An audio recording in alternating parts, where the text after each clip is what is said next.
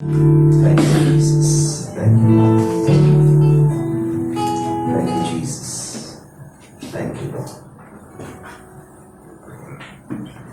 Thank you, Jesus.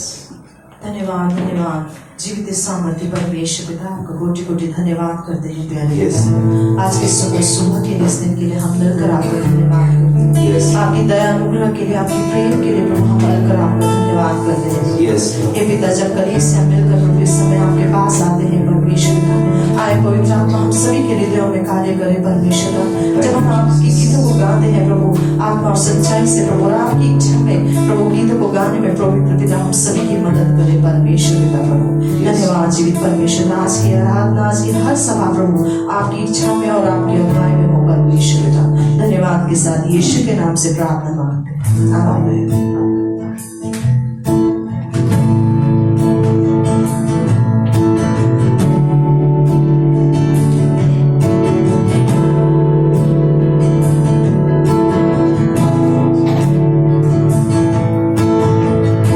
Rachna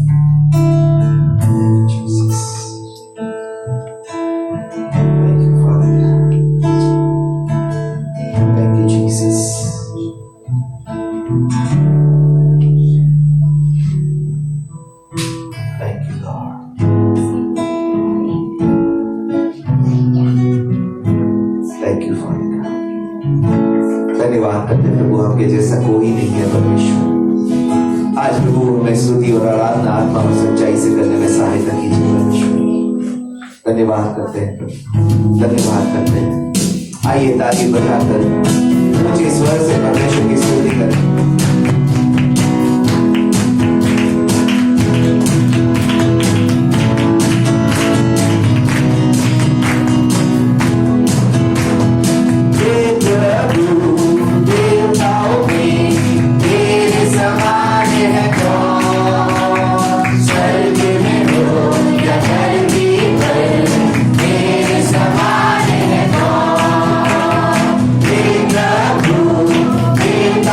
Be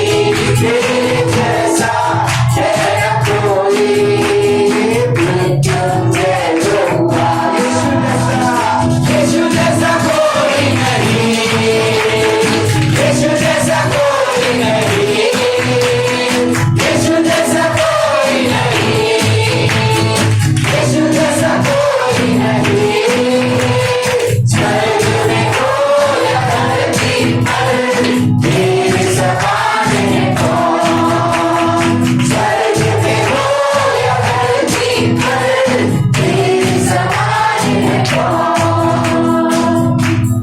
ना तो बल से ना शक्ति से प्रभु मेरी आत्मा से मैं जयवंत बनूं ना तो बल से ना शक्ति से प्रभु मेरी आत्मा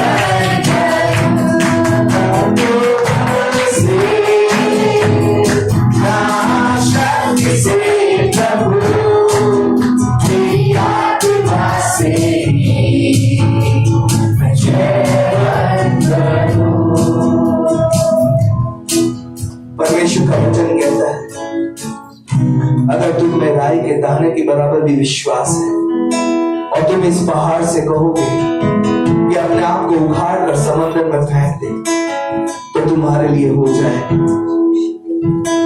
वचन कहता है हे महान पहाड़ तू क्या है मेरे सेवक के सामने। परमेश्वर का वचन कहता है ना बल से ना शक्ति से पर मेरी आत्मा से ये पहाड़ डर जाएंगे। आज जिस भी समस्या का हम सामना कर रहे हैं आइए विश्वास से उस समस्या को कहने वाले बन सके ये पहाड़ परमेश्वर की आत्मा से मेरे जीवन से हट जा। Thank you father, thank you Jesus. आइए विश्वास की घोषणा करें, अपने पहाड़ों से बात करें यीशु के नाम से, विश्वास से बात करें कि हे पहाड़ यीशु के नाम से तू मेरे जीवन से हट जा। Thank you father God, thank you Jesus, thank you Lord. राई के दाने के समान विश्वास रखें कि परमेश्वर ने जो कहा है वो मेरे लिए हो जाएगा।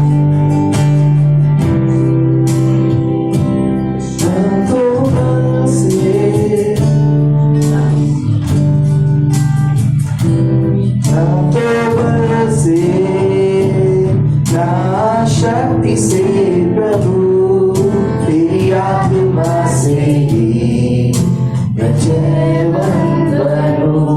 ना तो बल से ना शक्ति से प्रभु तेरी आत्मा से ही मैं जयवंत बनूं। Thank you father god. Yeshu आज प्रभु हर विश्वासी के जीवन में जो पहाड़ है परमेश्वर जिसे आज हमारी बल और शक्ति हिलाने में नाकामयाब रही परमेश्वर, आज हमारी बुद्धि और समझ से वो पहाड़ नहीं टले परमेश्वर, आज हमारी योजनाओं से जो पहाड़ नहीं टले परमेश्वर, आज यीशु मसीह आपकी पवित्र आत्मा को निमंत्रण देते हैं परमेश्वर। आइए और इस पहाड़ों को यीशु के नाम से हमारे जीवनों से हटाकर परमेश्वर हमेशा के लिए परमेश्वर आज हमारे जीवन से हटकर प्रभु उखड़कर दूर जाने वाले बन सके यीशु मसीह के नाम से परमेश्वर। आज धन्यवाद करते हैं आज हर एक कर्ज का पहाड़ प्रभु टूटने वाला बन सके, हर एक बीमारी का पहाड़ टूटने वाला बन सके, हर एक रिश्तों का तनाव का पहाड़ टूटने वाला बन सके प्रभु, हर एक डिप्रेशन का तनाव टूटने वाला बन सके प्रभु यीशु मसीह के नाम से। आज हर एक परमेश्वर जो कल क्या होगा का डर है परमेश्वर वो पहाड़ हटने वाला बन सके यीशु मसीह के नाम से परमेश्वर। आज प्रभु आपके प्रदान करने प्रभु सामर्थ परमेश्वर हमारे जीवनों पे आए परमेश्वर, आपकी चंगाई का सामर्थ हमारे जीवनों में आए परमेश्वर और आपकी आत्मा से प्रभु हमें भरिए यीशु मसीह के नाम से। हर डर से स्वतंत्र कीजिए प्रभु, हर पहाड़ से हर समस्याओं से स्वतंत्र करके प्रभु आपके लोगों को प्रभु आपकी आराधना करने में प्रभु, जैसे आपने इजराइल को स्वतंत्र किया था, कहा था फेरो को कि मेरे लोगों को जाने दो ताकि वो आराधना करे। आज वो अपनी आराधना के लिए यीशु के नाम से हमें स्वतंत्र कीजिए। हर एक पहाड़ को उखाड़ कर प्रभु आज यीशु के नाम से आपकी आत्मा के सामर्थ्य से हमारे जीवनों से दूर करिए परमेश्वर। धन्यवाद करते हैं प्रभु, धन्यवाद करते हैं आपके सामर्थ्य के लिए प्रभु, आपकी आत्मा के लिए परमेश्वर जो बड़े बड़े पहाड़ों को उखाड़ कर फेंकने के लिए सामर्थ्य है परमेश्वर। आज धन्यवाद करते हैं परमेश्वर। Thank you Jesus, thank you Lord, thank you father God, thank you Jesus, thank you Jesus. आइए धन्यवाद करें परमेश्वर हर वो पहाड़ जो परमेश्वर हटा रहा है।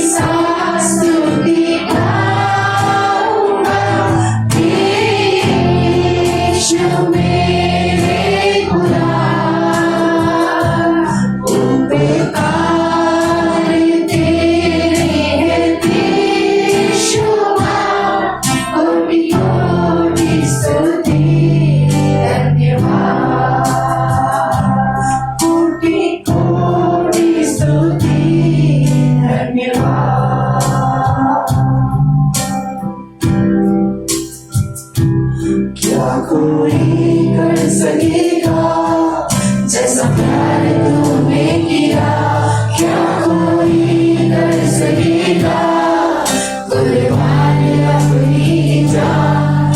मैंने ढूंढा हर कहीं, तेरा ऐसा प्यार नहीं, अब मेरी जिंदगी तेरे जैसी ना रही। तेरा प्यार है महान, तेरा प्यार सीमा पार, तेरा प्यार ही आधार, तेरा प्यार है सदा। आजा कर एक साथ, इसी प्यार ने कर दिया मुझे आजाद। तेरा प्यार, सिर्फ तेरा प्यार, पलों का प्यार, सिर्फ तेरा प्यार, तेरा प्यार, सिर्फ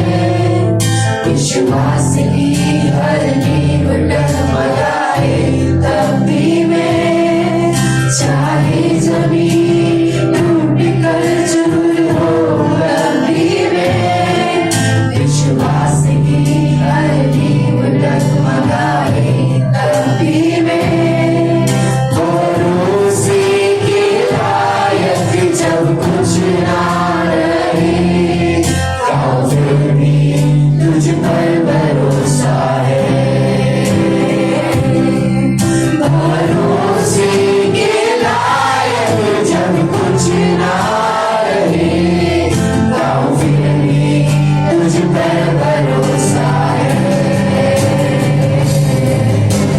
तुझ पर ही मेरा भरोसा है, यीशु तुझ पर ही मेरा भरोसा है, तुझ पर ही मेरा भरोसा है, यीशु तुझ पर ही मेरा भरोसा है। अंधेरा मेरी राह पर छा भी जाए तो, मेरे भविष्य की आशाएं भी टूट जाए तो, अंधेरा मेरी राह पर छा भी जाए तो, मेरे भविष्य की आशाएं भी टूट जाए तो, सहारा मेरा इस जहां में कोई ना हो, गाँव फिर भी तुझ पर भरोसा है, सहारा मेरा इस जहां में कोई ना हो, गाँव फिर भी तुझ पर भरोसा है,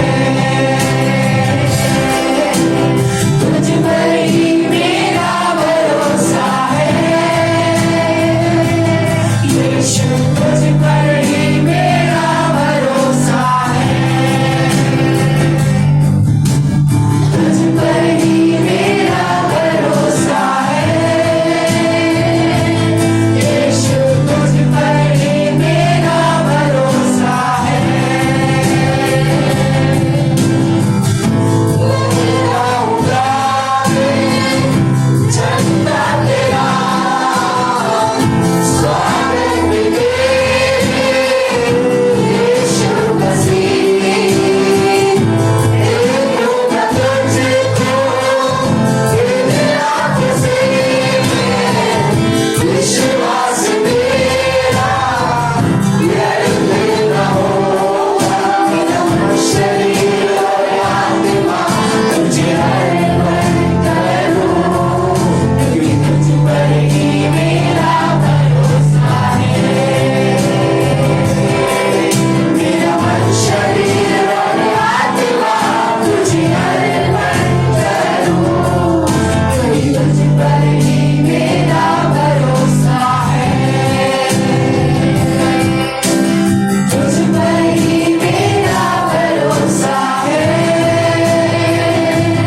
यीशु तुझ पर ही मेरा भरोसा है, तुझ पर ही मेरा भरोसा है, यीशु तुझ पर ही मेरा भरोसा है,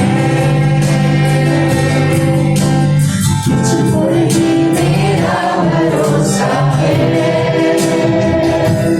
यीशु तुझ पर ही मेरा भरोसा है।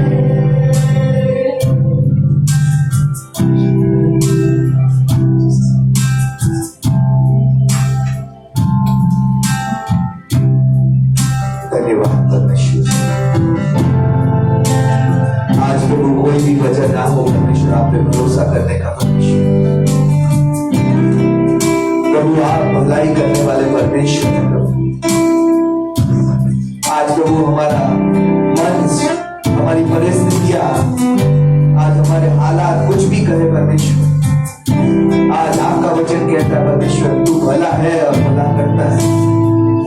आज प्रभु हम आपकी भलाई पे विश्वास करने का चुनाव करते हैं परमेश्वर, और प्रभु आप क्योंकि भले हो परमेश्वर, आप हर उस परिस्थितियों को बदलेंगे परमेश्वर, ताकि हमारी भलाई निकल सके परमेश्वर।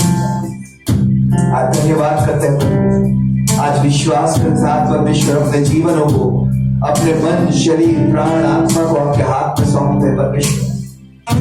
आज उन परिस्थितियों को जो आपकी भलाई की विपरीत बात करती है परमेश्वर, आपके हाथ में सौंपते हैं परमेश्वर, और कहते हैं परमेश्वर हमारे जीवन में आकर उन परिस्थितियों को बदलिए परमेश्वर, ताकि हमारी परिस्थितियां, हमारे हालात भी परमेश्वर कहने वाले बन सके मेरा परमेश्वर भला है और भला करता है।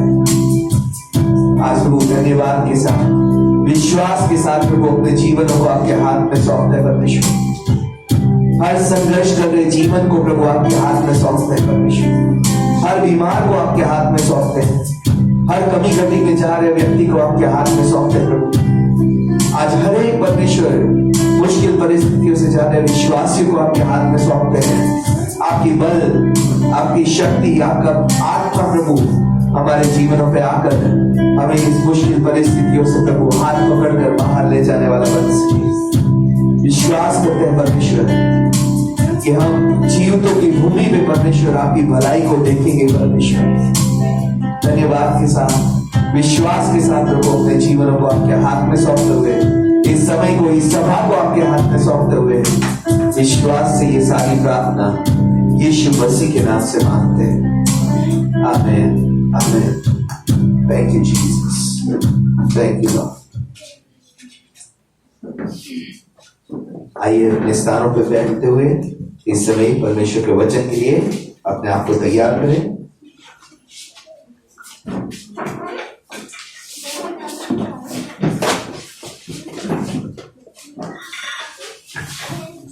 एक बार फिर से आप सभी को जय मसीह की, कलीसिया जय मसीह की, वेरी गुड। ये होती है जो प्रभु की जय के लिए अपनी आवाजों को खोले, वो है कलीसिया। जो चुप बैठी रहे, मौन रहने वाली कलीसिया नहीं, बोलने वाली कलीसिया, लेकिन उठ पटांग नहीं, उनकी महिमा की बातें। आइए इस समय परमेश्वर के वचन में जाने से पहले आइए प्रार्थना करेंगे।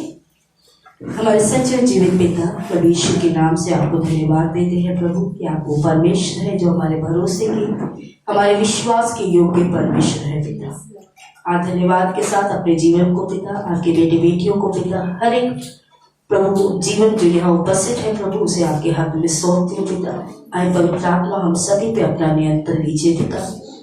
जैसा वचन में लिखा है प्रभु, संपूर्ण पवित्र शास्त्र परमेश्वर की आत्मा की प्रेरणा से लिखा गया, उपदेश समझाने, सिखाने, सुधारने के लिए और धार्मिकता की शिक्षा के लिए लिखा गया है। आज वही पवित्र आत्मा की प्रेरणा हम सभी पे नियंत्रण ले पिता, ताकि जहाँ उपदेश है वहाँ हम समझने वाले बने, जहाँ समझाना है वहाँ समझ पाए, जहाँ सुधारना है वो सुधार पाए पिता परमेश्वर, जहाँ प्रभु धार्मिकता की शिक्षा है वहाँ ग्रहण कर पाए पिता परमेश्वर। आए पवित्र आत्मा मुझ पे और इस कलीसिया के हर एक जीवन पे, ऑनलाइन के माध्यम से हमारे भाई बहनों पे नियंत्रण लेके प्रभु आपकी इच्छा को समझने में और अपनाने में हम सभी की मदद कीजिए। धन्यवाद के साथ ये प्रार्थना प्रभु यीशु मसीह के नाम से मांगते हैं, आमीन। पिछले 3 हफ्तों से हम एक विषय को सीख रहे हैं, वो है यीशु के चरणों में बैठना, जो पवित्र आत्मा ने मेरी अगुवाई की 31 को कि कलीसिया को इस साल में इन बातों को सीखना है। बहुत सी बातें कलीसिया के लिए महत्वपूर्ण हो सकती है, आपके जीवन के लिए एक बात हो सकती है जिसे आप सोचे कि ये बात मेरे जीवन के लिए बहुत महत्वपूर्ण है, लेकिन प्रभु की इच्छा ये है कि उसकी योजना है कि आपके और मेरे जीवन में यीशु के चरणों में बैठना सबसे महत्वपूर्ण बात हो।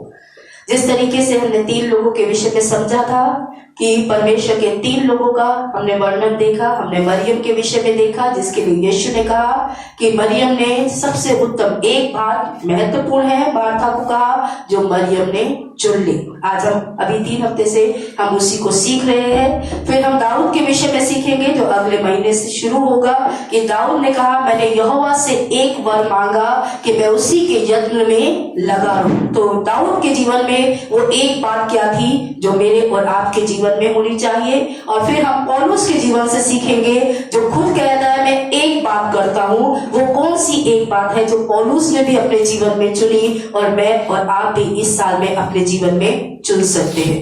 तो बीते हुए कई सप्ताहों में जो भी हमने सीखा उसको ना दोहराते हुए हमने कहानी देखी लूका रचित सुसमाचार से, उसके 38 और 42 पद में हमने देखा कि यीशु मसीह बैतलहम आया और वहां लाजर, मार्था, मरियम जो 3 उसके प्रिय लोग थे, उनके घर में स्वागत किया गया यीशु का। और वहां पे लाजर भी वहीं बैठा होगा भीड़ में यीशु के चेलों के साथ। मरियम भी आकर यीशु के चरणों में बैठ गई। और साथ ही में हमने ये बात भी देखी कि जो मार्था थी वो सेवा कर रही थी और सेवा करते करते वो परेशान हो गई और उसने आकर यीशु से एक शिकायत की कि हे प्रभु, क्या तुझे मेरी कोई भी चिंता नहीं है कि मेरी बहन ने काम करने के लिए मुझे अकेला छोड़ दिया है। तब यीशु मसीह ने कहा, हे मार्था, तू बहुत बातों की चिंता करती है, लेकिन एक ही बात महत्वपूर्ण है जो मरियम ने चुन ली और उससे वो कभी भी छीनी ना जाएगी। आज हम देखेंगे, अगर मैं और आप यीशु मसीह के अपने जीवन में आने के बाद में इस बात का चुनाव नहीं करते हैं जो यीशु के चरणों में बैठने का है, तो उसका नतीजा या उसकी कॉन्सिक्वेंसेस क्या होंगे, और अगर बैठेंगे तो क्या होगा, नहीं बैठेंगे तो क्या होगा। और इसके साथ ही इस जो मार्था और मरियम की स्टोरी है उसका हम एंड करेंगे और दाऊद के जीवन की तरफ आगे अगले सप्ताह से हम चलेंगे। ज्यादा लोग सेवा को ज्यादा पसंद करते हैं, सेवा को ज्यादा समय देते हैं। हम जिस विश्वास से निकल कर आए हैं, खासतौर पे हम में से ज्यादातर हिंदू विश्वास से निकले हुए लोग हैं, वहां पे सेवा को ज्यादा महत्व दिया जाता है। रिलेशनशिप को यानी परमेश्वर के साथ रिश्ते को इतना महत्व नहीं दिया जाता। सेवा भाव में लोग अपने समर्पणों को ज्यादा दिखते हैं। तो जब हम प्रभु यीशु मसीह में भी आते हैं तो हमें लगता है सेवा ज्यादा महत्वपूर्ण है। लेकिन यीशु मसीह के वचन के अनुसार अगर हम देखें और मार्था और मरियम के जीवन से देखें तो यीशु के लिए सेवा महत्वपूर्ण नहीं थी इतनी जितना कि यीशु के चरणों में बैठना महत्वपूर्ण था। इसलिए जो लोग ज्यादा सेवा का समर्पण देते हैं, ये जरूरी नहीं है कि सेवा करना आपको यीशु के चरणों में बैठने वाला बना पाए। इस बात का कोई आश्वासन नहीं है, इस बात की कोई गारंटी नहीं है कि ज्यादा सेवा आपको यीशु के चरणों में बैठने वाला बनाएगी। लेकिन एक बात पक्की है कि अगर आप यीशु के चरणों में बैठना सीखेंगे तो अपने आप परमेश्वर की सेवा करेंगे। जैसे कहते हैं बाय डिफॉल्ट, यानी अपने आप ही आपके जीवन से यीशु की सेवा निकलेगी। क्यों? क्योंकि जिससे आप प्यार नहीं करते उसकी सेवा करना कुड़कुड़ा के बड़बड़ा के जैसे भी होगी आप कर लेंगे। लेकिन जिसको आप प्यार करना सीखेंगे उसकी सेवा आप अपने आप करते हैं। गारंटी है? यस। जिसको आप प्यार करते हैं, आप अपने बच्चों से प्यार करते हैं, अपने आप उनकी सेवा करते हैं। कोई बोलता नहीं है, आप बीमार हो चाहे कुछ भी हो, आप उठते हैं, करते हैं। कल पहला दिन था, मेरे पति ने मेरे लिए खाना भी बनाया क्योंकि वो पूरा दिन सोच रही मैं बीमार थी। ठीक है, उसके अनुग्रह में खड़ी हूँ। मैंने एक ही बात बोली, प्रभु तेरी सेवा करनी है, इतनी शक्ति देना कि बीमार होकर भी तेरी सेवा कर लूं, क्योंकि तूने मुझे चुना है, तेरी योजना है, मुझे बल देना। तो पूरा दिन मैं बीमार थी, मेरे बिस्तर से उठने की हालात नहीं थे। मेरे पति ने मेरे लिए नाश्ता भी बनाया, मेरे लिए खाना भी बनाया, मेरे लिए डिनर भी बनाया, बर्तन भी धोए। साल में 15 सालों में कभी ना धोए, लेकिन उन्होंने बर्तन भी धोए आउट ऑफ लव। क्योंकि जब हम किसी से प्यार करते हैं तो बाय डिफॉल्ट ऐसा होता है कि हमारे मन से उसके लिए सेवा निकलती है। लेकिन बिना प्यार के सेवा लेना कुड़कुड़ा के बड़बड़ा के होता है। तो बिना यीशु के चरणों में बैठे जब भी कोई व्यक्ति यीशु मसीह की सेवा करने का समर्पण देता है, वो अपनी सोच, अपनी समझ, अपने ज्ञान से सेवा करता है। लेकिन जब वो यीशु के चरणों में बैठकर यीशु के साथ रिश्ता बनाकर सेवा का समर्पण देता है तो उसका स्वभाव कुछ अलग ही होता है, जो आज हम नतीजे देखेंगे।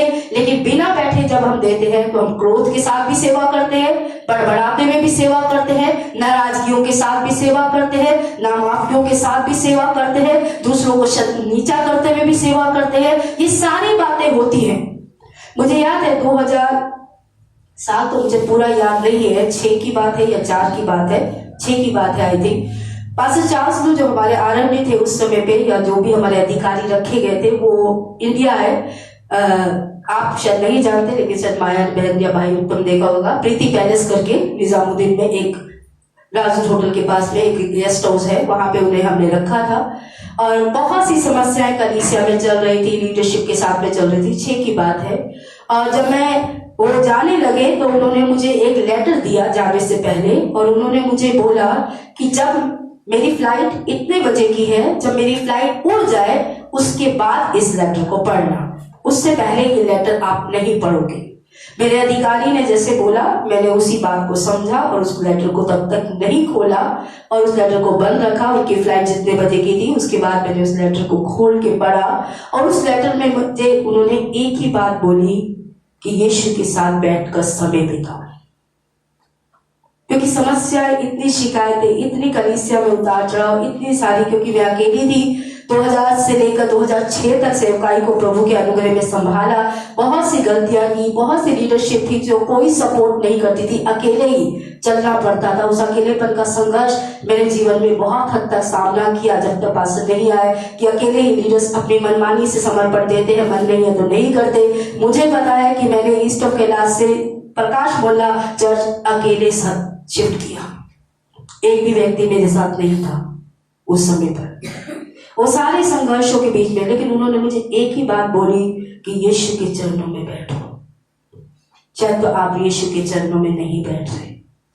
उस समय उनकी बात मुझे बहुत बुरी लगी, लेकिन आज मैं समझ पाती हूँ कि हाँ, जब कोई व्यक्ति यीशु के चरणों में नहीं बैठता, सेवा ज्यादा देता है, यीशु के चरणों में समय कम देता है, कुड़कुड़ा के, बड़बड़ा के, शिकायतें करके, मनमुटाव के साथ में, आलोचनाओं के साथ वो सेवा करता है। क्यों? क्योंकि वो यीशु के चरणों में नहीं बैठता।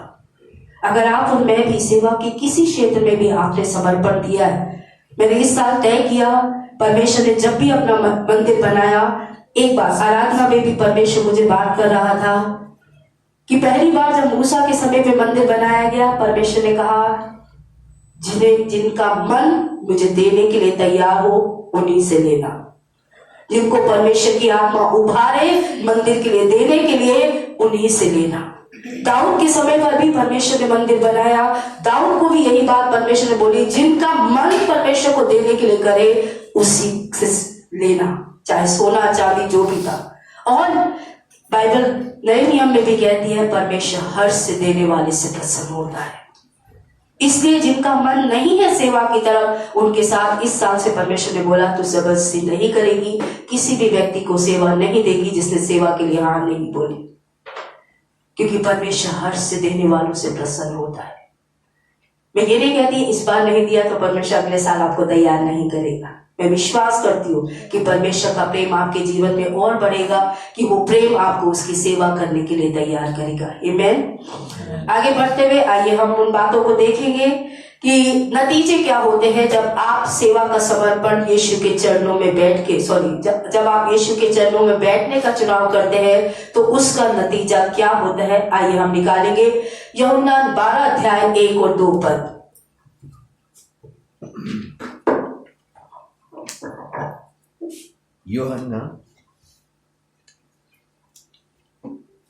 यूहन्ना 12 अध्याय 1 और 2 पद पढ़ेंगे।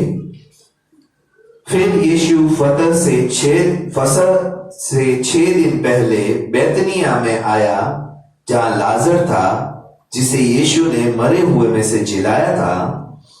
वहां उन्होंने उसके लिए भोजन तैयार किया और मार्था सेवा कर रही थी और लाजर उनमें से एक था जो उसके साथ भोजन करने के लिए बैठे थे। एक बार फिर से पढ़ेंगे, सॉरी। फिर यीशु फसह से 6 दिन पहले बैतनिया में आया, जहां लाजर था जिसे यीशु ने मरे हुओं में से जिलाया था। वहां उन्होंने उसके लिए भोजन तैयार किया और मार्था सेवा कर रही थी और लाजर उनमें से था जो उनके साथ भोजन करने के लिए बैठे थे। यहाँ पे यीशु मसीह फिर से मार्था और मरियम के घर में आया। लाजर भी उपस्थित था। मरियम क्या कर रही थी वो हम आगे देखेंगे, और मार्था सेवा कर रही थी, लेकिन अभी बड़बड़ा कुड़कुड़ा के सेवा नहीं कर रही थी। ठीक है, लास्ट वीक हमने ये बात समझ ली थी कि दोबारा भी यीशु जब आया तो उसका बड़बड़ाना कुड़कुड़ाना हट गया था, अब उसने स्वभाव को बदला था। मार्था और मरियम जो है और लाजर, इन तीनों का एक अनुभव था यीशु मसीह के साथ में, और वो अनुभव हम देखते हैं यूहन्ना 11 के 25 और 26 में, क्योंकि इससे पहले अध्याय में हम सभी जानते हैं यूहन्ना 11 अध्याय यीशु के लाजर को जीवित करने के विषय में बात करता है कि यीशु ने 4 दिन के मुर्दा लाजर को कब्र में से जिलाया था, यानी जीवित किया था। यूहन्ना 11 अध्याय 25 वचन। यीशु ने उससे कहा, पुनरुत्थान और जीवन मैं ही हूं।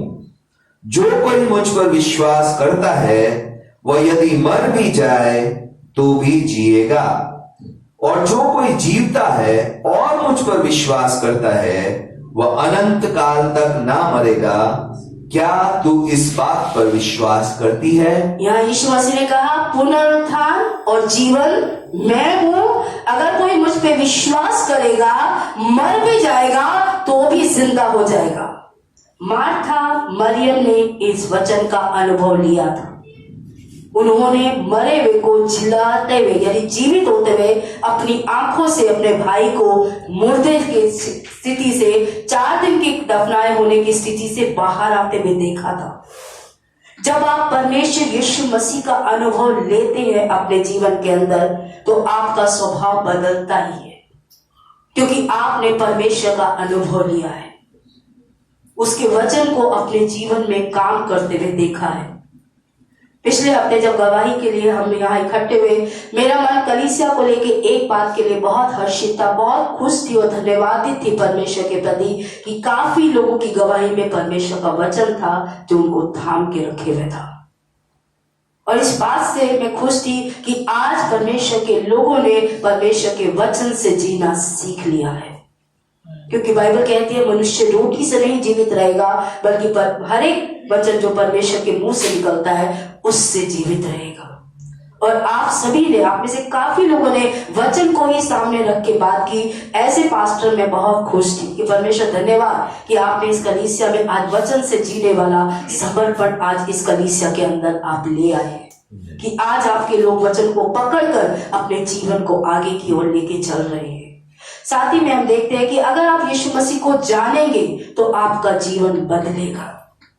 लेकिन यीशु को जानने के लिए ये काफी नहीं है कि आप संडे यहाँ पे आ जाए, आप दूसरों से प्रार्थना करवा लें। हमने लास्ट वीक आपको बताया था कि एक सिस्टम है जिसको आपको फॉलो करना है। अगर आप वो सिस्टम फॉलो नहीं करेंगे, प्रतिदिन आपका प्रभु यीशु मसीह के साथ में समय बिताना नहीं होगा, आप यीशु मसीह को नहीं जान पाएंगे। यीशु को जानने के लिए, किसी को भी निजी रूप से जानने के लिए उसके साथ एक निजी समय बिताना होता है। आप बिना निजी समय बिताए उसको नहीं जान पाएंगे। इसलिए ये बहुत जरूरी है कि आपका स्वभाव बदलेगा परेशानियों के प्रति जब आप यीशु मसीह को जानेंगे। आपका स्वभाव बदलेगा हर एक परिस्थिति के प्रति, चाहे वो पैसे की समस्या हो, चाहे वो बच्चों की समस्या हो, चाहे वो पति की समस्या हो, चाहे जीवन की कोई भी समस्या क्यों ना हो, आपका स्वभाव बदल जाएगा अगर आप यीशु मसीह को निजी रूप से अपने जीवन में जानेंगे। परमेश्वर परिस्थितियां क्यों लाता है मेरे और आपके जीवन के अंदर? बहुत लोगों के जीवन में उतार चढ़ाव आते हैं। 2018-19 मेरे जीवन में बहुत कठिन समय को लेकर आया। 20 तक काफी समय कठिन चला मेरे जीवन का।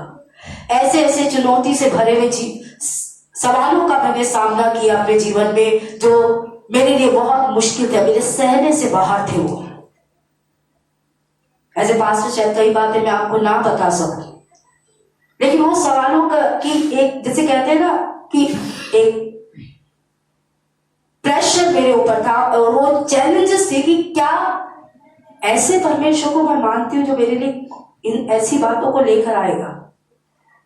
आज जब मैं आपको उन सवालों से जूझते हुए देखती हूँ कलीसिया को और उन्हें यीशु के चरणों में बैठने का समय नहीं देखती, तो मैं जानती हूँ वो भटकते ही रहेंगे।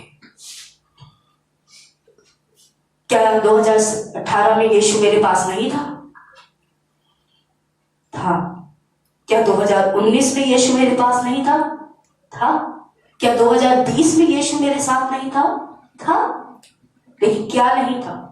यीशु के चरणों में अकेले बैठना। कलीसिया के साथ प्रार्थना कर रहे हैं, प्रेयर मीटिंग में प्रार्थना कर रहे हैं, चर्च आ रहे हैं, लाइव ग्रुप चल रहा है, सब कुछ चल रहा है भाई बहनों। कुछ बंद नहीं हुआ है कलीसिया के रूप में। लॉकडाउन था तब भी सब कुछ चला, लेकिन लॉकडाउन मेरे लिए बहुत आशीषित था, क्योंकि उस समय पे मेरे पास वो समय था जो ना तो परिवार की इतनी जिम्मेदारियां थी क्योंकि सभी घर में थे, कलीसिया की कोई बाहर जाके सेवकाई थी नहीं, ना चर्च की ना बाकी चीजों की, और वो समय था जब परमेश्वर ने मुझे वो समय दिया जब मैंने यीशु के चरणों में बैठकर यीशु कौन है सही में जाना। उससे पहले भी मैंने प्रचार किए, उससे पहले भी आराधना में अगुवाई की, उससे पहले भी इवेंजलिज्म किया, उससे पहले भी कलीसिया चलाई, लेकिन अब जो कलीसिया चलाना है, अब जो रिश्तों से डील करना है, अब जो फाइनेंस के विषय में सोच रहा है वो पहले से बहुत ही अलग है, क्योंकि अब मैं परमेश्वर को जान गई हूं। इसी अब कोई भी कुछ करता है मुझे कोई फर्क नहीं पड़ता। क्यों? क्योंकि मुझे पता है परमेश्वर कहां है और वो क्या कर रहा है। जब आप परमेश्वर को जानेंगे तो ही आप परिस्थितियों का हंसते हुए स्वागत कर पाएंगे, क्योंकि आप परमेश्वर को जानने के लिए कलीसिया की तरफ भागते हैं, लोगों की तरफ भागते हैं, लेकिन प्रभु यीशु मसीह चाहता है आप उसके चरणों में बैठकर अपने चुनौती भरे सवालों को लेकर उसके पास आइए। डील कीजिए उसकी उपस्थिति में हर वो चुनौती जिसका सामना आप अपने जीवन के अंदर कर रहे हैं। मेरे भाई बहन, परिस्थितियों से भागने से उत्तर नहीं मिलते, अवॉइड करने से सच्चाई नहीं बदलती आपकी और मेरे जीवन की। उससे डील करना सीखिए, मनुष्य के साथ बैठकर नहीं, परमेश्वर के साथ बैठकर। कि क्या परमेश्वर, अगर तू ही सच्चा, मैं तो हमेशा परमेश्वर से बात करती हूं और पूछती हूं अगर तू ही सच्चा है तो आज मेरी परिस्थिति अविश्वासी की तरह क्यों है। मैं डील करती हूं परमेश्वर से सच्चाई को सामने रखकर। और परमेश्वर ने जब अपने आप को प्रकट किया इस लॉकडाउन में, मेरे जीवन और मेरी सोच और मेरी तरीकों को बदल दिया उसने। आज मैं पहले की तरह वन्यर्षणा नहीं रही, मेरी सोच वैसी नहीं रही, मेरे समर्पण वैसे नहीं रहे, मेरी नेगेटिविटी नहीं रही। मैं किसी के विषय में आज नेगेटिव के बारे में सोचना ही नहीं चाहती। I know he is in control. मुझे पता है वो नियंत्रण में है, वो बदलेगा जब उसका समय आएगा। समय से पहले हमें परिस्थितियों को बदलने की कोशिश करना बेवकूफी है। इसलिए अगर आप यीशु के चरणों में बैठेंगे तो आपका तरीका परिस्थितियों को देखने के प्रति, परिस्थितियों को लेने के प्रति, बच्चों के प्रति, पति के प्रति, फाइनेंस के प्रति, हर एक चीज के प्रति आपका रवैया, आपका स्वभाव बदलता चला जाएगा। लेकिन आज अगर आपका मन वचन पढ़ने का नहीं करता, वचन सुनने का नहीं करता, तो मैं ये कहूंगी कि आप अपने आप से पूछिए, क्या आप सचमुच में यीशु को जानते भी हैं? फिर से कहूंगी, अगर आज आप वचन उठा के पढ़ते नहीं है, वचन सुनने का मन नहीं करता, वचन पढ़ने का आपका मन नहीं करता, तो आपको अपने आप से पूछना है कि क्या आप यीशु को जानते हैं? क्योंकि यीशु ने कहा, आइए हम निकालेंगे यूहन्ना 10 अध्याय उसका 27 पद, कि यीशु ने क्या कहा।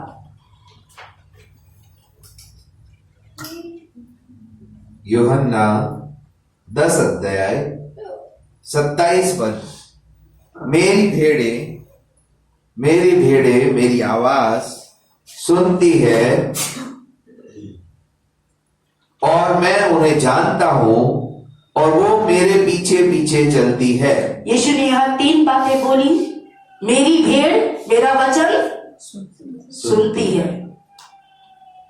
क्या हम प्रतिदिन परमेश्वर का वचन सुनते हैं? अगली बात क्या बोली यीशु ने? मैं उन्हें जानता हूं। अगर आप यीशु की आवाज को सुनते हैं, यीशु के वचन को सुनते हैं, तो यीशु कहता है तब वो आपको जानता है, क्योंकि आप उसकी बातों को सुन रहे हैं।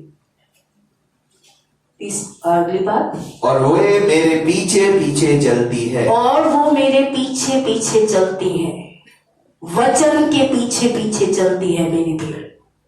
वचन को तोड़कर नहीं चलती मेरी भेड़, वचन को अदला बदली करके नहीं चलती है यीशु की भेड़, वचन में मिलावट करके नहीं चलती है यीशु की भेड़। अगर आज मैं अपने आप को, हम गाते जरूर है कि मैं यीशु की भेड़ हूं, वो है भी हम, मैं मना नहीं करूंगी, लेकिन भटकी हुई भीड़ ना बने। यीशु के वचन को सुनिए प्रतिदिन। अगर आपको पढ़ने का समय नहीं है, आंखों कमजोर है, जो भी है, अपनी ऑडियो बाइबल लगाइए, रोज परमेश्वर का वचन सुनिए। क्योंकि अगर आप यीशु की भेड़ हैं तो यीशु का वचन सुनना बहुत जरूरी है। अगर आप यीशु की भेड़ हैं तो और वचन को सुनते हैं तो आपको यीशु जानता है, और तब आप यीशु के पीछे चलेंगे। और अगर ये तीनों बातें नहीं होंगी तो आप यीशु के पीछे नहीं चल पाएंगे। इसलिए बहुत जरूरी है। आइए हम देखें कि यीशु के चरणों में बैठने के सबूत क्या होते हैं, क्या निकल कर आता है कब जब कोई व्यक्ति यीशु के चरणों में बैठता है। यूहन्ना 12 उसका 3 पद, यूहन्ना 12:3 तब मरियम ने जटामासी का आधा सेर बहुमूल्य इत्र लेकर यीशु के पांव पर डाला और अपने बालों से उसके पांव पोंछे और इत्र की सुगंध से घर सुगंधित हो गया। यहाँ पे हम देखते हैं मरियम फिर से आई। मरियम सेवा अभी भी नहीं कर रही थी, ठीक है, अभी भी सेवा कौन कर रही थी? मार्था ही कर रही थी। वो फिर से यीशु के पास आई और उसने वो काम किया जो बहुत सी स्त्रियां नहीं कर पाई आज तक। उसने एक बहुमूल्य, स्पष्ट लिखा है, एक बहुमूल्य इत्र लिया और यीशु के ऊपर उसे डाल दिया और अपने बालों से उसे पोंछना उसने शुरू किया। यीशु ने, यहाँ पे मैंने लिखा है, मरे हुओं को लगाया जाता था ये इत्र, ताकि उसकी बॉडी की जो सड़ने की स्मेल होती है उसे कंट्रोल किया जा सके। लेकिन मरियम ने यीशु के मरने से पहले ही यीशु के ऊपर वो इत्र को डाल दिया। और इस इत्र की कीमत अगर आप जानना चाहे तो आप में से कितने लोग काम करते हैं? चाहे कोई भी काम नहीं करते? पीछे भाई हाथ में खड़ा कर, आप में से कितने? हाथ खड़ा कीजिए, हमें पता है आप काम करते हैं, ठीक है। मैं आपसे आपकी सैलरी नहीं पूछूंगी, ठीक है, लेकिन अपनी सैलरी का 12 से गुणा कर लीजिए, यानी कि 1 साल की आपकी सैलरी आपको पता है कितनी है? 10,000 मान लीजिए आप हर महीने कमाते हैं, तो 1 साल की हुई 1,20,000। 20,000 अगर महीने भर कमाते हैं तो 2,40,000। अगर 30 लाख कमाते हैं तो 3,60,000। ठीक है, गणित अच्छा है प्रभु की दया से। इतनी कीमत थी उस इत्र की। और उसने क्या किया? वो इतनी बड़ी 3 लाख, अगर 30,000 मान लीजिए, ठीक है, 3 लाख रुपए का इत्र लेकर उसने यीशु के ऊपर उंडेल दिया। वो इत्र जो उसने अपने भाई के ऊपर भी नहीं उंडेला मरने पर। 1-2 बहनों के लिए उसका इकलौता भाई कितना कीमती होता है, आप मानते हैं कि नहीं मानते? अगर आप 2 बहनें हैं और आपका एक ही भाई है तो वो भाई आपके लिए कितना कीमती होगा। लेकिन मरियम ने वो इत्र उस लाजर के ऊपर भी नहीं डाला जो उसने यीशु के ऊपर डाल दिया। कितना फर्क लेकर आता है आपका और मेरा यीशु के प्रति समर्पण जब आप यीशु के चरणों में बैठना सीखते हैं। अगर हम ध्यान से इस बात को देखें, मरियम ने सालों की मेहनत से बनाया होगा इस परफ्यूम को। अगर खरीदा होगा तो बहुत सा पैसा देकर खरीदा होगा इस परफ्यूम को। उसने, आसान नहीं था, पर यीशु के लिए उसने खर्च कर दिया, उंडेल दिया उस महंगे से महंगे इत्र को। सोचिए क्यों मरियम ने इस इत्र को यीशु के ऊपर उंडेल दिया। ये उसकी भक्ति थी, उसका डिवोशन था यीशु के प्रति। ये उसने अपने लिए भी नहीं रख छोड़ा कि जब मैं बूढ़ी हो जाऊंगी, कुछ नहीं कर पाऊंगी, इसे बेचकर अपना गुजारा चला लूंगी। उसने अपने विषय में भी नहीं सोचा। एक समय आया, विश्वास प्रतिज्ञा, परमेश्वर ने मुझे एक अमाउंट दिया जो मैं अपनी बेटी के लिए सेविंग करने के विषय में सोचती थी। और परमेश्वर ने मुझे बोला ये अमाउंट तो लिख दे। मैंने बोला प्रभु मेरी बेटी, ये तो मैं उसके लिए सोच रही हूँ। परमेश्वर ने बोला तू मेरे राज्य के लिए दे दे, तेरी बेटी को अपने आप मैं संभाल लूंगा। जब परमेश्वर हमसे कुछ मांगता है और हम उसे देने से मना कर देते हैं तो हम परमेश्वर की विश्वास योग्यता जो हमारे बच्चों के प्रति रखता है उसको ना कह देते हैं।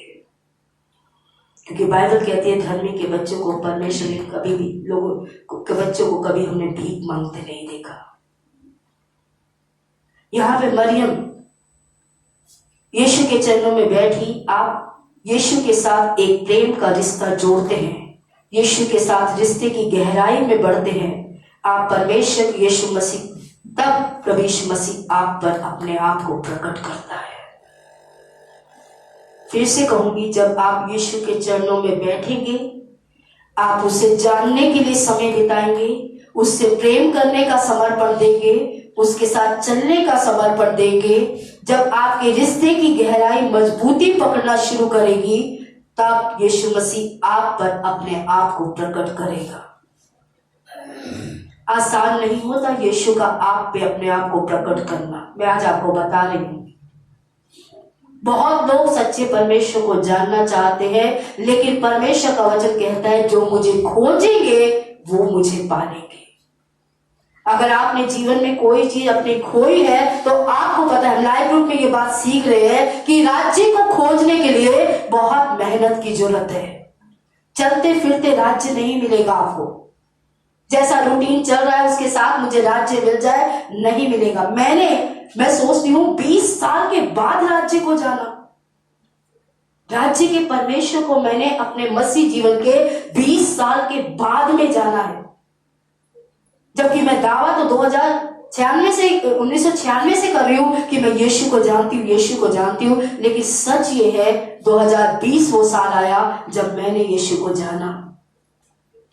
वो सच्चा परमेश्वर कौन है और वो कैसे काम करता है, उसका मन क्या है, उसकी योजना क्या है, उसका भविष्य क्या है और मेरा भविष्य क्या है, वो मैंने 2020 में जाना। जिसने मेरा पूरा व्यक्तित्व, मेरी सोच, समर्पण, हर चीज अब बदल दी है। लेकिन जो उसे खोजेंगे, जो हर परिस्थिति के बावजूद उसकी तरफ भागेंगे। उतार चढ़ाव ऐसा नहीं है कि पास्टरों के जीवन में नहीं आते। अकेलापन ऐसा नहीं है जो पास्टर फेस नहीं करता। मैं ये कहूंगी हर एक पास्टर सबसे ज्यादा अकेलापन फील करता है। क्यों? क्योंकि आपके पास हम हैं, हमारे पास कोई नहीं होता। और अगर हम बांट देते हैं तो हमें तुच्छ समझा जाता है।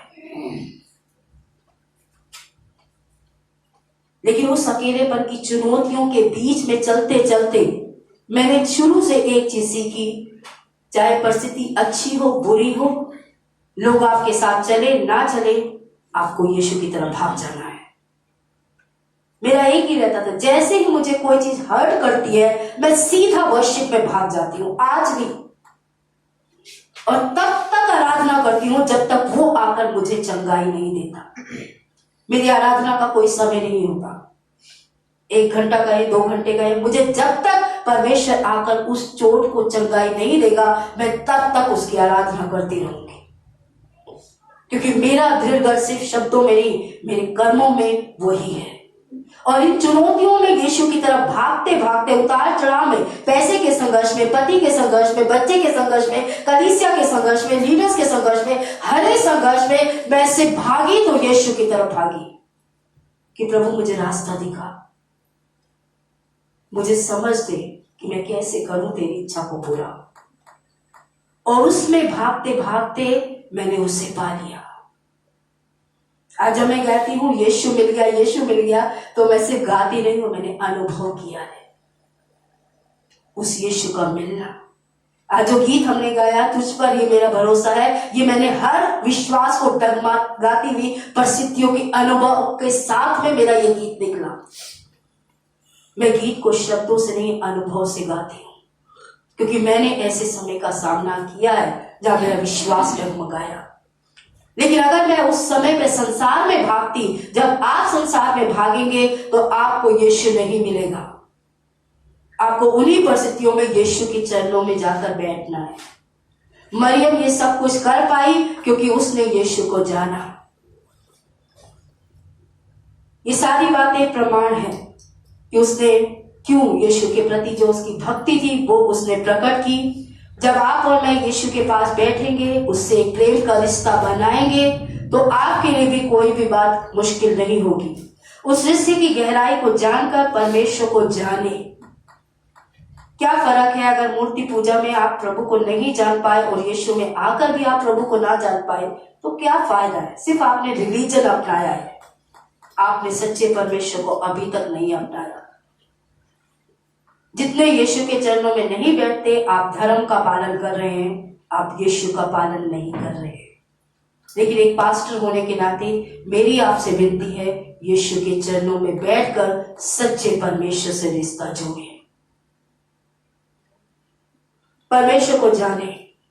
आगे हम देखते हैं इसके विपरीत, अगर आप नहीं करेंगे ये चुनाव जो आपको और मुझे करना है, तो उसका नतीजा क्या होगा, आइए वो भी हम देख लें। और बहुत से जीवनों में वो नतीजे आज आप देख भी पाएंगे कि अगर आप यीशु के चरणों में बैठकर यीशु को जानने का और परमेश्वर को जानने का चुनाव नहीं करेंगे अपने जीवन काल में, चाहे आप सालों साल चर्च आते रहे, तो उसका अंत क्या होगा, आइए वो भी आप देख लीजिए। यूहन्ना 12 अध्याय हम देखेंगे, 4, 5, 6 पद को हम इस समय पढ़ेंगे। यूहन्ना 12 अध्याय 4 वचन।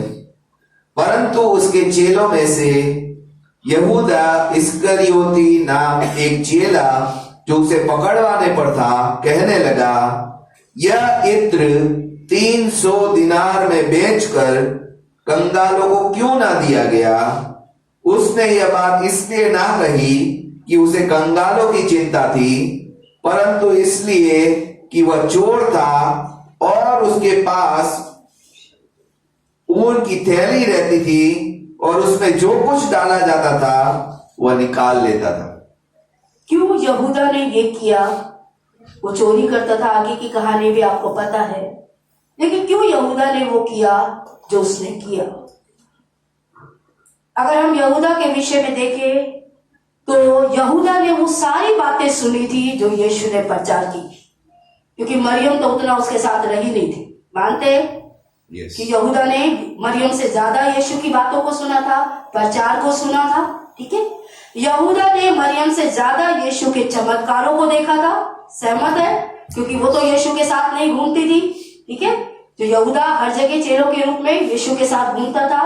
यहूदा लाजर के मरे हुओं को भी उसने जी उठते देखा था, क्योंकि वो वहां पे उपस्थित था। यहूदा यीशु के सारे प्रचार को सुना था, लेकिन फिर भी यहूदा यीशु के पीछे चलने वाला नहीं था। फिर से कहूंगी, सब कुछ देख कर भी वो यीशु के पीछे चलने वाला नहीं था। हर संडे कलीसिया में आकर, हर एक लाइव ग्रुप अटेंड कर, हर एक प्रार्थना सभा में आकर, हर एक किसी भी आत्मिक सभा में जाकर, चाहे इस कलीसिया की हो या अन्य कलीसिया की हो, ये जरूरी नहीं होता कि आप यीशु को जानते हैं। ये कोई इस बात का सबूत नहीं है कि कलीसिया में आना ये तय कर देता है कि ये भाई, ये बहन, ये बेटी, ये बेटा यीशु के पीछे चलता है, क्योंकि यहूदा ने ये सब कुछ किया।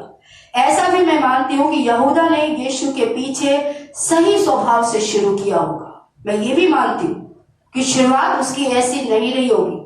शुरू में उसने यीशु को देखकर या बुलाहट को सुनकर एक अच्छे स्वभाव के साथ यीशु के साथ चलना शुरू किया यहूदा पहली बार। लेकिन ये यहूदा के लिए जो पहली बात थी, या जीवन में सबसे महत्वपूर्ण बात थी, वो थी पैसा। यहूदा के लिए यीशु पहली बात नहीं था, या उसके जीवन में प्रथम स्थान पे नहीं था। यहूदा की सबसे पहली बात क्या थी? पैसा। यहूदा की पहली बात पैसा थी, क्योंकि यहूदा यीशु से ज्यादा पैसों से प्यार करता था, इसलिए यीशु की सच्चाई को नहीं जान पाया। यीशु के सत्य को उसने अपने जीवन में पेनिट्रेट या कार्य करने नहीं दिया। फिर से कहूंगी, यहूदा के जीवन में पहले स्थान पर पैसा था। उसने यीशु के सारे प्रचार सुने, सारे चमत्कार देखे, सब जगह वो यीशु के साथ चला फिरा, लेकिन क्योंकि उसके जीवन में पहले स्थान पे पैसा था, इसलिए यीशु की शिक्षाएं, यीशु की सच्चाई, यीशु के चमत्कार, यीशु की बातें भी उसके हृदय को भेद नहीं पाई। जब आपके जीवन में पहले स्थान पर यीशु नहीं होता, कोई सभा आपको नहीं बदल सकती, कोई प्रचार आपको नहीं बदल सकता, बड़े से बड़ा प्रचारक आपके लिए कुछ नहीं कर सकता अगर आपके जीवन में पहले स्थान पर यीशु मसीह नहीं है, या आपने अपना पहला प्रेम प्रभु यीशु मसीह को नहीं दिया है। वो बाहर से यीशु के साथ चलने का दिखावा कर रहा था। यहूदा के विषय में हम बात कर रहे हैं। इन बातों से क्या मैं और आप सीख सकते हैं? आप और मैं छोटी छोटी बातों में जब समझौते करने लगते हैं, वो बात हमारी आदत बन जाती है। जब भी विश्वासी लोग छोटी छोटी बातों में समझौते करते हैं, क्या हुआ अगर आज संडे लेट आ गया, क्या हुआ अगर आज प्रार्थना सभा अटेंड नहीं करी, क्या हुआ अगर आज मैं चर्च नहीं आया, क्या हुआ अगर आज मैंने बाइबल नहीं पढ़ी, क्या हुआ अगर आज मैंने प्रार्थना नहीं करी। ये छोटी छोटी बातें आपको प्रभु से दूर ले जाती हैं और आपके मन को उस बात के प्रति, उस समर्पण के प्रति सख्त कर देती है कि आप उस समर्पण में आगे बढ़ ही नहीं पाते, क्योंकि वो समझौते हैं जो फल नहीं लगने देते। श्रेष्ठ गीत हम निकालेंगे उसका 2, उसका 15 पद कहता है, छोटी छोटी लोमड़ियां बगीचे को खराब कर देती है और मेरी डालियों को फलने नहीं देती।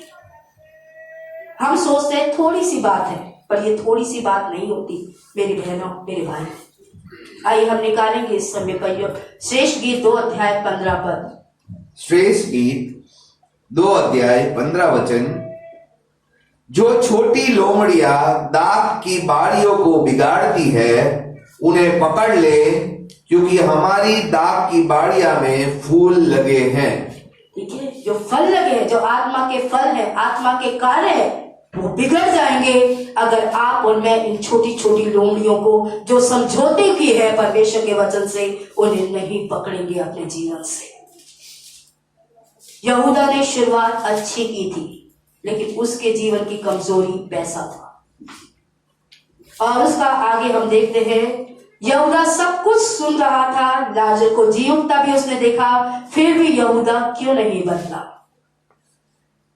पावर ऑफ हैबिट, आदतों की शक्ति, देर से उठने की आदत की शक्ति, झूठ बोलने की शक्ति जो आपकी और मेरी आदत में हो सकती है, धोखा देने की शक्ति, चीटिंग करने की शक्ति जो हमारी आदत बन गई। शुरू में कोई चीज आपकी आदत नहीं होती, लेकिन धीरे धीरे धीरे धीरे जब आप उस चीजों को अपनाते चले जाते हैं, वो आपकी आदत बन जाती है और वो आपको सख्त कर देती है परमेश्वर की बातों के प्रति, परमेश्वर के वचन के प्रति।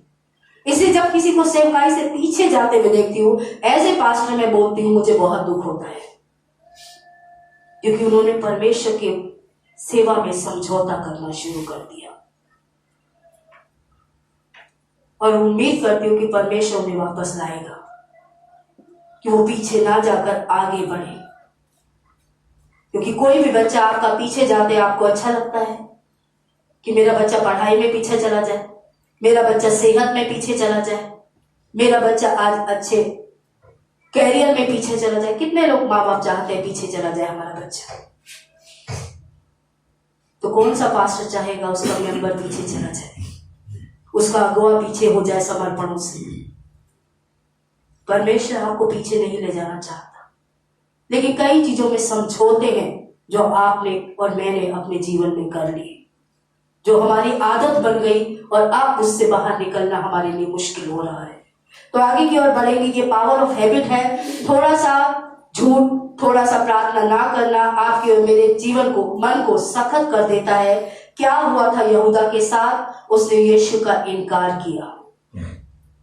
साथ ही में यहूदा ने 30 चांदी के सिक्कों में यीशु को बेच दिया। 30 चांदी के सिक्के आपकी 3 महीने की सैलरी, ठीक है, आपके 3 महीने की सैलरी मान लीजिए। मैं ये नहीं कह रही इतनी थी, लेकिन मान लीजिए कि आपके 3 महीने की सैलरी में आपने यीशु को बेच दिया, यीशु का इनकार कर दिया। यहूदा के लिए यीशु की इतनी ही कीमत थी, वो इतना ही कीमती मानता था कि 30 चांदी के सिक्कों में काफी है, इतने में मैं यीशु को बेच सकता हूं। मरियम के लिए यीशु की कीमत 1 साल की सैलरी से भी ज्यादा थी। कितना फर्क आता है यीशु के चरणों में बैठने वाले के और यीशु के चरणों में ना बैठने वाले के स्वभाव में। उसके लिए 1 साल की सैलरी से भी ज्यादा था यीशु कीमती, और यहूदा के लिए सिर्फ 3 महीने की सैलरी 30,000 के हिसाब से 90,000, बस इतना ही काफी। यीशु बिकता है, बिके, मुझे तो मेरा पैसा प्यारा। ये बात अलग है, बाद में पश्चाताप किया, वो एक अलग कहानी है। मरियम के लिए यीशु की कीमत बहुत ज्यादा थी, वो अपना सबसे अच्छा उसके लिए देना चाहती थी। यीशु के चरणों में बैठने वाला यीशु को ऐसा वैसा नहीं देता। वो देता है तो बेस्ट देता है, या तो नहीं देता। कई बार लोग चर्च में बहुत सी चीजें देने की बात कहते हैं, लेकिन जब वो देने की बात कहते हैं और ऐसी चीज देने की बात बोलते हैं जो शर्मिंदगी होती है मुझे ये देखते हुए, तो मुझे दुख होता है। क्या प्रभु के घर की यही अहमियत है उनके जीवन में? प्रभु के घर में सबसे बेस्ट आना चाहिए, जो आपका बेस्ट है, जो आप अपने घर में ना देकर प्रभु के घर में दे। मैं ढूंढती हूँ, एज ए पास्टर मैं बहुत इच्छा रखती हूँ कि लोग परमेश्वर के घर के बारे में सोचना शुरू करें, क्योंकि मैंने इस कलीसिया के लिए सोचते बहुत कम लोगों को देखा है कि वो परमेश्वर के घर की कमी को देखकर उसके लिए देने का मन रखे। आज ये चीज प्रभु के घर में, हमारे घर में होती है, हम झट उसे ठीक कराते हैं, हम झट उसके लिए खर्च करते हैं। प्रभु के घर में ये चीज कैसे? ये तो मेरा एक प्रभु का घर है, इसमें ऐसा नहीं होना चाहिए। फर्क आता है जब आप यीशु के चरणों में बैठते हैं। तो यहाँ पे हम देखते हैं मरियम के लिए यीशु की कीमत बहुत ज्यादा थी, यहूदा के लिए यीशु की कीमत नहीं थी। जब कोई व्यक्ति पाप में होता है, पाप उसकी आदत बन जाता है, तो आपका मन और मेरा मन परमेश्वर के प्रति सख्त हो जाता है। आपकी आंखें परमेश्वर के कामों के प्रति अंधी हो जाती हैं। परमेश्वर के वचन की सच्चाई को आप नहीं देख पाते, क्योंकि पाप हमारे जीवन में आज अपना नियंत्रण ले चुका। यहूदा नहीं देख पाया क्योंकि पाप, जो पैसे का पाप था, उसके जीवन पे नियंत्रण ले चुका था। क्यों आज आप और मैं कलीसिया में कुछ लोगों को पहले आते देखते थे पर अभी नहीं देखते? आप सभी ने अनुभव किया है, क्योंकि यीशु के पीछे चलना, और उन्होंने यीशु के पीछे चलना छोड़ दिया। सवाल यह है कि ये कैसे संभव है? जवाब बहुत साधारण है। अगर मैं और आप यीशु के साथ रिश्ता बनाकर उसके साथ दिल से नहीं उसके साथ जुड़ेंगे, तो एक ना एक दिन आप और मैं भी उसका इनकार कर देंगे। बहुत कड़वी है लेकिन सच्चाई है। अगर आपने और मैंने यीशु के साथ बैठकर रिश्ता बनाना शुरू नहीं किया, तो आज मेरा और आपका अंत भी वही हो सकता है जो आज आप लोगों को आते देखते हैं और लोगों को कुछ समय के बाद, सालों के बाद भी लौट जाते देखते हैं, क्योंकि उन्होंने अभी तक यीशु के साथ रिश्ता नहीं बनाया। यीशु के चरणों में ना बैठना बहुत सी समस्याओं का कारण है, लेकिन यीशु के चरणों में बैठना, उसको जानना, उससे प्रेम करना, उसको खोजना, यही एक बात है जो परमेश्वर ने मुझे बोला इस साल में इस कलीसिया को करनी है, कि आप और मैं यीशु के चरणों में बैठना सीखें। शायद आप यहूदा के साथ समान ना हो, मार्था के समान हो, ये मार्था की जगह पे हो, जो खुश होकर सेवा नहीं कर रही थी, एक जिम्मेदारी के रूप में सेवा कर रही थी, और ये अच्छी बात नहीं है। सेवा समर्पण अगर दिया है तो बड़बड़ा के, कुड़कुड़ा के, शिकायतों के साथ नहीं, पूरे मन से दीजिए, बेस्ट दीजिए। मैं हमेशा ये सोच के सेवा देती हूँ कि अगर मेरे बेटे का होता, मेरी बेटी का होता, मेरे घर का होता, तो क्या मेरा रवैया यही होता? अगर मैं एक कुर्सी भी पोंछती हूँ तो मैं ये सोच के पोंछती हूँ कि अगर ये मेरे घर की होती तो क्या मैं ऐसे ही पोंछती? अगर मैं पोछा लगाती हूँ तो तब भी मैं यही सोचती हूँ कि क्या अगर ये मेरे घर का होता तो क्या मैं ऐसे ही करती? और ये तो मेरे पिता का है, जिसने मुझे जीवन दिया, जिसने मुझे उद्धार दिया, जिसने मुझे पापों की क्षमा देकर बाहर निकाला है। उसके प्रति मेरा रवैया आज अलग क्यों है? ये मुझे जानना है। आप और मुझे मरियम बनने की आवश्यकता है। आइए हम देखिए 12 अध्याय 7 और 8 पद पढ़ेंगे और इसी में इस बात को पूरा करेंगे।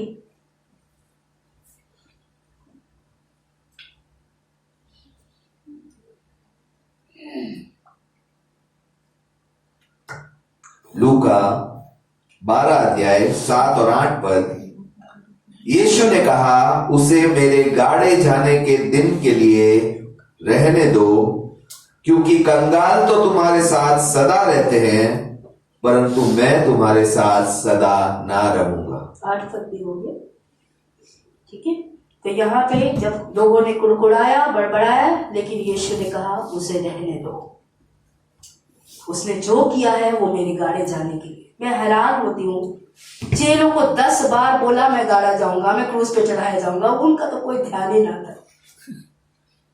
एक मरियम थी जिसने समझ लिया कि अब ये मरने वाला है और मुझे इसके लिए वो काम करना है जो मेरा बेस्ट होगा।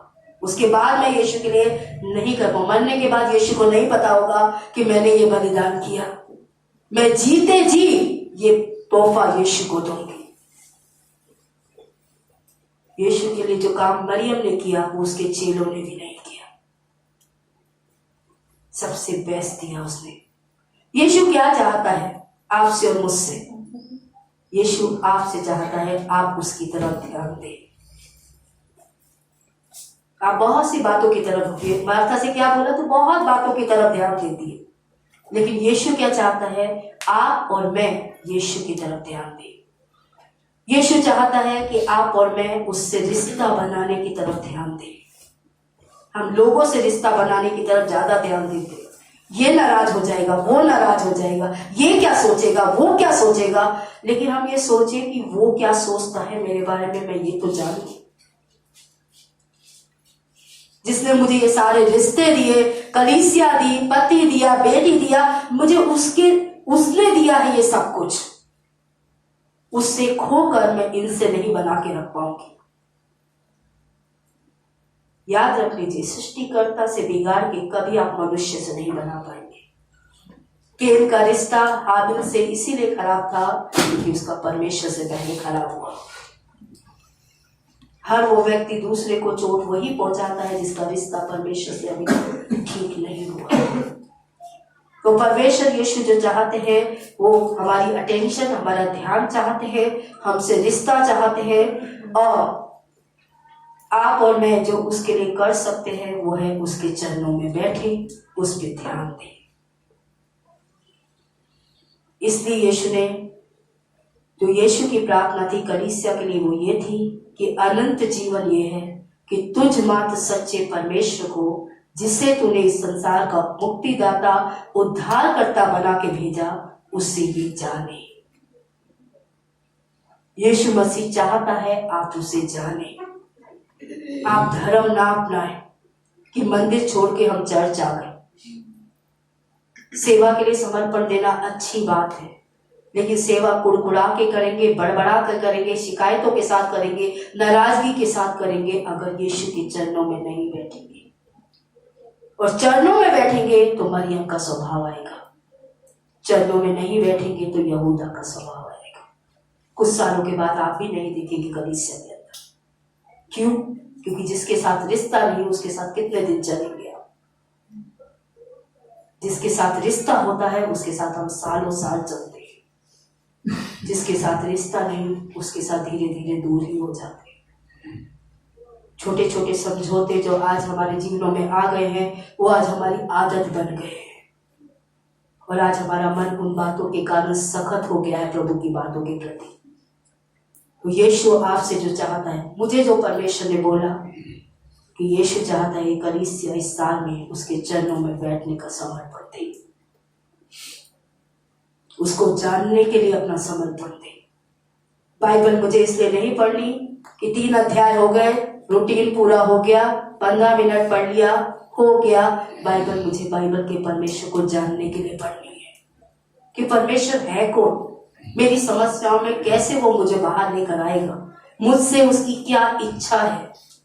मुझे परमेश्वर को बाइबल पढ़ के जानना है, लोगों से नहीं जानना। आपको अगर मुझे जानना है तो आपको मेरे पास आना होगा। बहन गीता के पास जाकर मुझे नहीं जान पाएंगे, आप बहन माया के साथ जुड़कर मुझे नहीं जान पाएंगे। इसलिए हर बार कहती हूँ कि मेरे साथ संगति का समय दे दीजिए। मेरा उद्देश्य एक है कि मैं आपको जानूं, और कोई उद्देश्य नहीं। आप मुझे खाना खिलाएंगे ये उद्देश्य नहीं है, आप मेरे लिए कुछ करेंगे ये उद्देश्य, सिर्फ आपको जानना। आज यीशु भी आपको जानना चाहता है और अपने आप को आप पे प्रकट करना चाहता है। लेकिन अगर आप यीशु के साथ चरणों में नहीं बैठेंगे मेरी बहनों, मेरे भाइयों, तो आप दूर हो जाएंगे यीशु से। आपका मन सखत हो जाएगा, चर्च आने के प्रति सखत होगा, आराधना के प्रति सखत होगा, वचन के प्रति सखत होगा। हर वो बात जो परमेश्वर आपके जीवन में करना चाहता है उसको समझने के लिए आपका मन सखत हो जाएगा।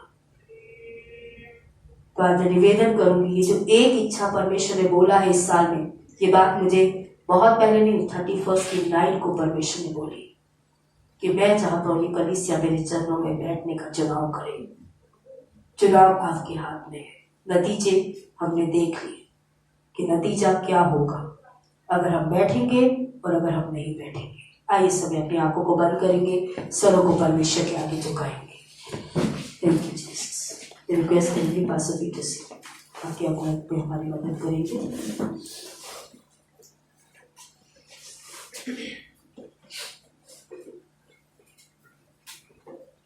Thank you, Jesus. Thank you, Lord. Thank you, Father. Thank you, Jesus. Thank you, Lord. Thank you, Father. Thank you, Jesus. Thank you, Lord. Jesus. Thank you. आइए इस समय परमेश्वर की उपस्थिति में आते हुए परमेश्वर की आवाज सुनते हुए, जैसे उसने कहा मेरी भेड़ मेरी आवाज सुनेगी। I believe today God is speaking to many of our hearts here. आज हम में से कई लोगों से परमेश्वर बोल रहा है, My son, my daughter, मेरे बेटे मेरी बेटियों, I want to sit with you. मैं तुम्हारे साथ बैठना चाहता हूँ, I want to talk to you. मैं तुमसे बात करना चाहता हूँ, I want to hear your prayers. मैं तुम्हारी प्रार्थनाओं को, तुम्हारे संघर्षों को सुनना चाहता हूँ, I want to understand your heart. मैं तुम्हारे मन को समझना चाहता हूँ, I want you to understand my heart. मैं चाहता हूँ तुम मेरा मन और मेरी योजना भी समझो अपने जीवन में। I am calling you for a personal time. मैं बुला रहा हूँ कि तुम आओ और मेरे चरणों में बैठो, Sit alone with me. मेरे साथ अकेले बैठने का एक समय निकालो।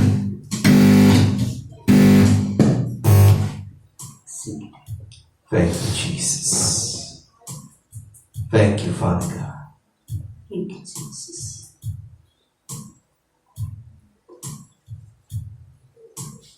पल जो तेरे साथ बैठा हूँ, लगता है मुझे मैं जिंदा हूँ।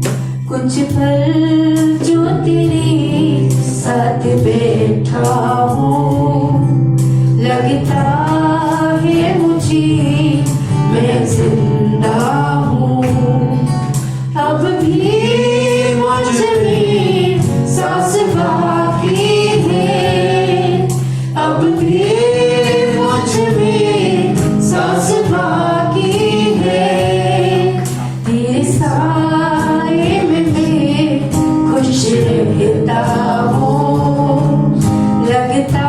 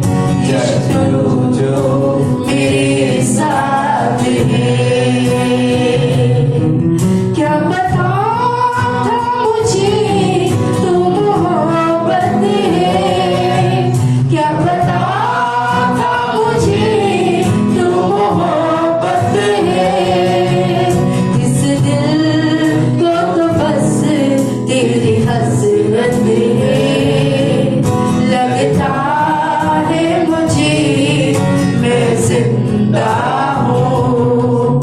अब भी मुझ में सांस बाकी है, अब भी मुझ में सांस बाकी है।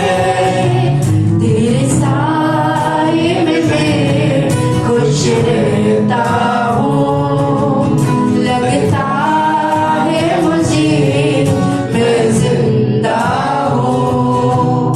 तेरे कांधों पे सर हो मेरा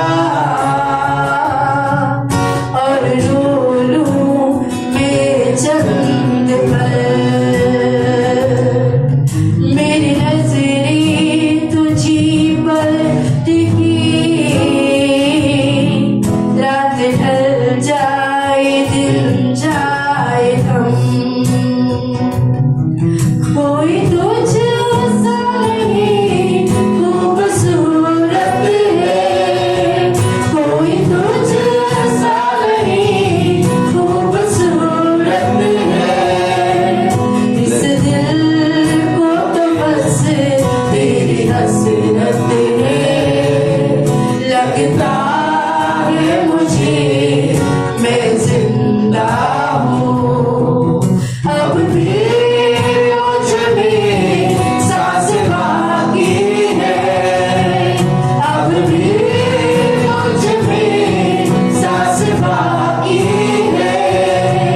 तेरे साए में मैं खुश रहता हूँ, लगता है मुझे मैं जिंदा हूँ। कुछ पल जो तेरे साथ बैठा हूँ, लगता है मुझे मैं जिंदा हूँ।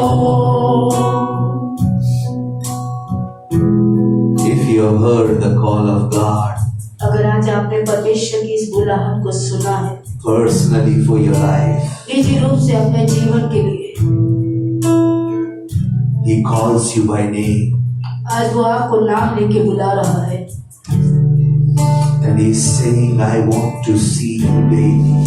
और वो कह रहा है मैं प्रतिदिन तुझसे मिलना चाहता हूँ, I want to hear you daily. मैं प्रतिदिन तुझे सुनना चाहता हूँ, I want to speak to you daily. मैं प्रतिदिन तुझसे बात करना चाहता हूँ, I want to give you direction daily. मैं प्रतिदिन तेरे अगुवाई करना चाहता हूँ, I want to provide for you daily. मैं प्रतिदिन तेरी जरूरतों को पूरा करना चाहता हूँ, I want to impart you my power. मैं अपनी शक्ति और बल तुझे देना चाहता हूँ, I want to impart my peace to you. मैं अपनी शांति तुझे देना चाहता हूँ, I want to impart my strength to मैं you. अपना बल तुझे देना चाहता हूँ। Word of God says, in this world you will have troubles. परमेश्वर यीशु ने कहा इस संसार में तुम्हें शांति नहीं मिलेगी, But behold, I have overcome the world. लेकिन ढाढ़स मानो मैंने संसार को जीत लिया है। If you are hearing by your name, अगर आज आप अपने नाम को सुन पा रहे हैं कि प्रभु आपको नाम लेकर बुला रहा है, it's time to respond to तो God. ये समय है मेरे भाई मेरी बहनों परमेश्वर को जवाब देने का। Just stand up in His presence. परमेश्वर की उपस्थिति में हाँ कहने के लिए खड़े हो। Let your heart speak to heart of आज अपने God. मन को परमेश्वर के मन से बात करने के लिए खड़ा कीजिए। If your heart is hearing His voice, अगर आज आप उसकी भीड़ है और उसकी आवाज को सुन रहे हैं मेरे भाई बहनों, it's time to respond to His ये voice. समय है उसकी बात का जवाब देने का। It's time to say, Lord, I will do what you are telling me. आप ये कह सकते हैं कि प्रभु जो तू कहेगा मैं वो सब करूंगा तेरे लिए। It's time to say, Lord, I want to be daily in your presence. मैं हर दिन मरियम की तरह तेरे चरणों में बैठने का चुनाव करूंगा। I don't want to be like Martha, मैं Lord, मार्था की तरह नहीं बनना चाहता, complaining, murmuring, जो बड़बड़ा रही थी, शिकायतें कर रही थी प्रभु, fighting with my own लड़ रही थी, family, अपने ही परिवार से लड़ रही थी प्रभु। आज मैं वैसा जीवन नहीं जीना चाहता। complaining to you. आज तेरे प्रति भी शिकायतों से भरी थी, ऐसा जीवन नहीं जीना चाहता। I don't want to be like this person who stole the money from you. मैं आज यहूदा की तरह भी नहीं बनना चाहता जो तेरे पैसों को चुराता है प्रभु। I don't want to be Judas, मैं यहूदा नहीं बनना चाहता जो तेरे पैसों को चुराता है प्रभु, loving money more than you. पैसे को ज्यादा प्यार करता है तुझसे प्रभु जी। Help me, Lord. आज परमेश्वर मेरी मदद कर। I want you to be number one in my life. मैं चाहता हूँ तू मेरे जीवन में पहले स्थान पर हो प्रभु। If you are the person अगर आप वो जीवन है मेरे भाई बहन, and God is speaking to you और personally, परमेश्वर आज आपसे स्पष्ट कह रहा है, as a father of prodigal son was waiting for his son, जैसे उड़ाऊ पुत्र का पिता हर रोज अपने बेटे के लौटने का इंतजार करता था, with open arms, खुली हुई बाहों से उसे अपने बाहों में लेने के लिए इंतजार करता था। God is calling you with open आज arms. परमेश्वर अपनी बाहें पसार कर आपको अपने पास वापस बुला रहा है। Return to him. आज आप प्रार्थना के जीवन में उसके पास लौटे मेरे Do भाई। not harden your hearts. अपने मन को आज सख्त ना करे, परमेश्वर के पास Say, आओ। Lord, कहे परमेश्वर, I want to be your son again. मैं फिर से तेरा बेटा और बेटी बनना चाहता I हूँ। want to be your child again. मैं तेरा संतान फिर से बनना चाहता I हूँ। want to be your sheep again. मैं तेरी भेड़ फिर से बनना चाहता हूँ प्रभु। I want to do what you are doing. मैं वो करना चाहता हूँ जो तू मुझसे चाहता है प्रभु।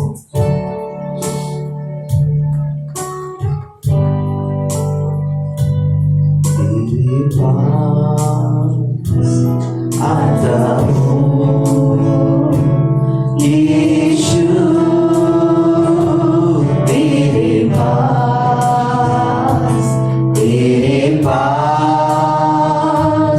आता हूँ यीशु, तेरे पास हर पल मेरी हर सांस तेरी स्तुति करती रही, हर दिन मेरे हर बात तेरी महिमा गाती रही,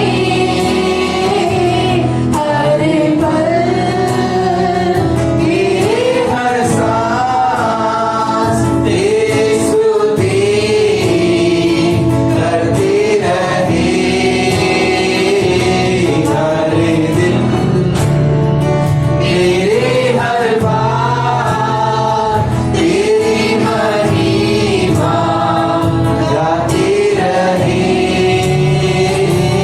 तेरे पास आता हूँ। आज आंखों को उठाते हुए परमेश्वर के पास आइए। तेरे पास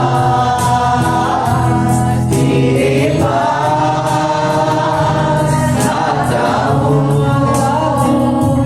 यीशु, तेरे पास मैं केवल तुझसे प्रेम करूं, मैं केवल तुझसे प्रेम करूं,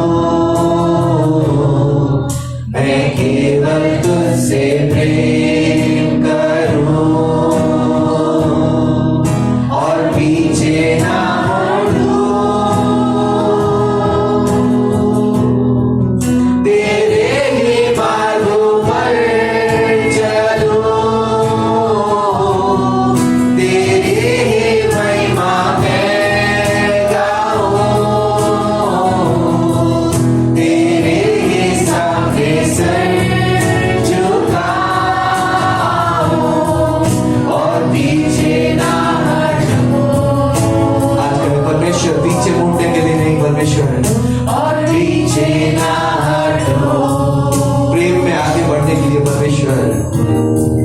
मैं केवल तुझसे प्रेम करूं, मैं केवल तुझसे प्रेम करूं, मैं केवल तुझसे प्रेम करूं, और पीछे ना हटूं, तेरे ही मार्गों पर चलूं,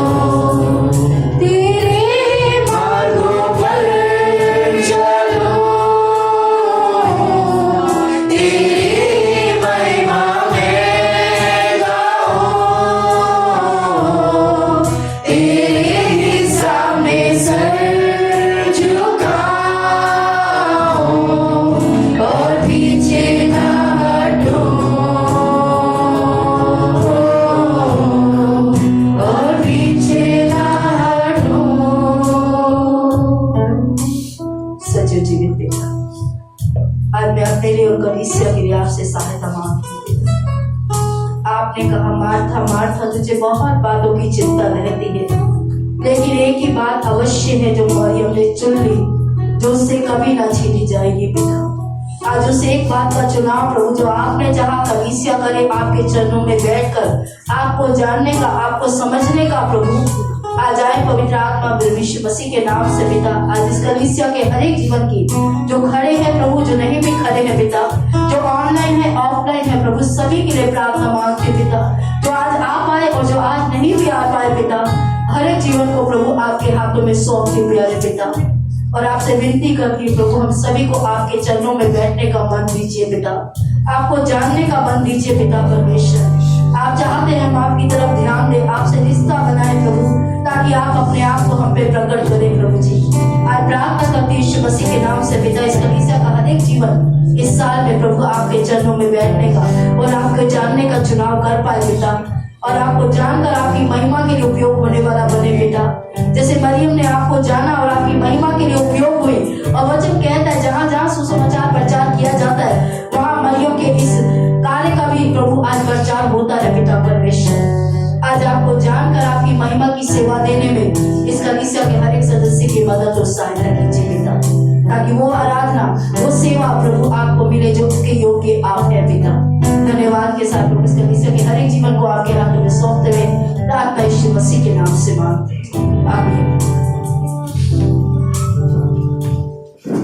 आप सभी इस समय बैठ सकते हैं। आप सभी का एक बार फिर से प्रभु यीशु मसीह की कलीसिया में आप सभी लोगों का स्वागत है, जो ऑनलाइन ऑफलाइन दोनों के माध्यम से एकत्रित है। उन सभी के लिए रिक्वेस्ट, उन सभी का मैं स्वागत करती हूँ। परमेश्वर को आशीष दे, आप इसी तरीके से आते रहिए और परमेश्वर के वचन में उसकी कलीसिया में आशीषित होते रहिए, आमीन।